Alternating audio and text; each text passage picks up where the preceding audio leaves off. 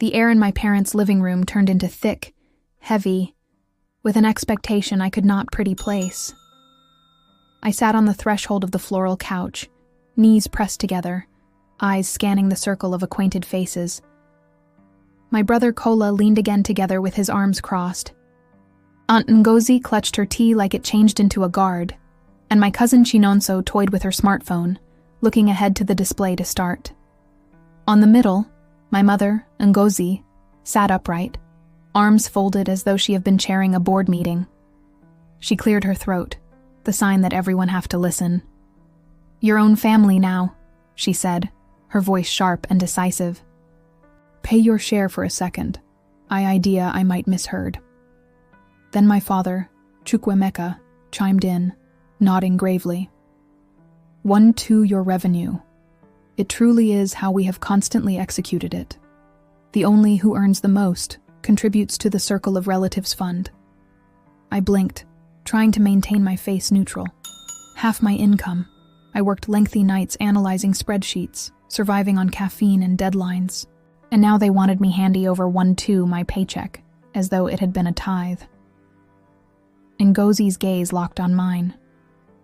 "It is culture, honey. We take care of every different." My stomach tightened. Way of life.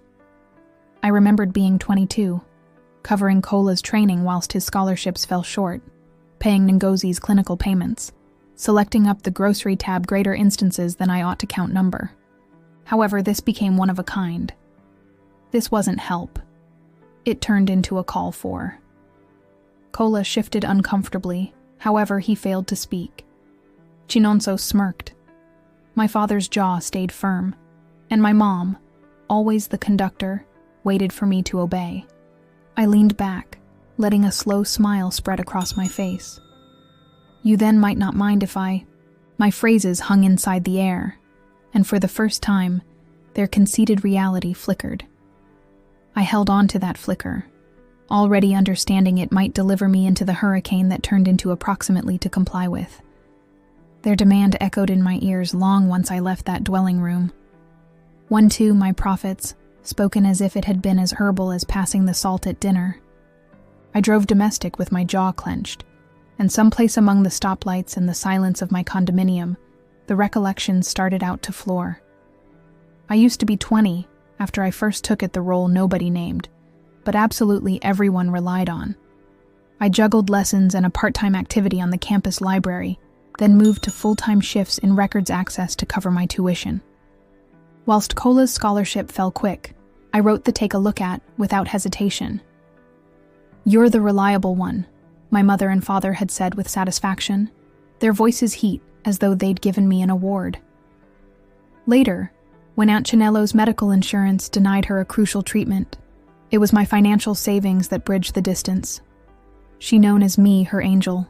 However, I noticed how quickly gratitude softened into expectation. The following time an invoice got here, she failed to ask if I should help. She asked how lots I may want to deliver. Even Chinelo had benefited. While her automobile broke down in university, I co-signed the mortgage for a replacement. She promised to hold up with the bills. But inside 6 months, the load slid onto my shoulders. Whenever I stepped in, I informed myself this was brief, that one day the stability might even out. But it in no way did. The greater I gave, the greater they formed me into the dependable one, the spine, the wallet. I mistook their praise for romance while it became clearly grooming. They desired me constant so they could stay unsteady. Sitting at my table now, looking at the glow of but any other spreadsheet, the fact reduced deeper than any demand at a family assembly. They have been constructing this moment for years, brick by way of brick, until asking for 1-2 my earnings felt like the herbal end. And for the primary time, I saw precisely how far they have been inclined to go. Once I walked, returned into my parents' residence the following week, the identical faces gathered as if nothing were settled. Ngozi perched in her chair, hands laced together like she was presiding over a few sacred ritual. Chukwuemeka cleared his throat, his deep voice filling the room. "Every body offers consistent with capacity. It is how this circle of relatives has constantly labored. The phrases landed heavy, but I observed how no person else appeared mainly weighed down. Kola shifted in his seat, heading off my eyes. "I do not earn enough," he mumbled. A rehearsed line I would heard too regularly. Aunt Chinelo, whose payments I would once paid, diminished her gaze to the rug, as though the pattern abruptly involved her. She didn't speak, however, silence became its personal answer. Then Chinonso leaned forward, her smile sharp and careless. "Come on, generation makes enough for absolutely everyone." The laughter that accompanied wasn't loud, however it turned into merciless. It told me they had already determined I used to be the solution, not a member of the trouble. I folded my hands, forcing my voice regular. "So, you all make contributions half too, proper?" The silence that observed became less warm than iciness air. Kola scratched behind his neck. Chinelo coughed. Chukwuemeka stiffened, his jaw tightening. Ngozi didn't recoil, her eyes drilling into mine as if daring me to hold pressing. That became my solution. They weren't united in sacrifice. They had been united in expectation, my sacrifice, their advantage. The family fund wasn't subculture. It turned into a carefully woven internet designed to seize me and no person else. I allow the pause linger, my smirk barely contained. Their solidarity changed into handiest of masks, and I had simply pulled on the seam. But if I might torn a small hollow, I knew I might need to be geared up for what would spill through it. I leaned ahead, elbows on my knees, and permit the phrases slide out as if they were informal. If half of my profits belongs to the own family, then perhaps I will just give up my activity altogether. No earnings, no hassle. The response became instant. Shock rippled throughout the room like a gust of cold wind. Aunt Chinelo's teacup rattled in its saucer. Chinonso blinked, her smirk faltering. Even Chukwuemeka's constant posture cracked, his shoulders sinking as even though the muse had been shaken. However, it became Ngozi who snapped first. Her voice sliced through the silence. "You wouldn't dare." I met her gaze. Wouldn't I? If the money isn't always mine, why hassle working myself to exhaustion for all of us else's consolation? Her lips tightened. However, I failed to wait for her reply. I stood, smoothed my coat, and walked to the door. My heels clicked towards the hardwood, every step louder than the ultimate.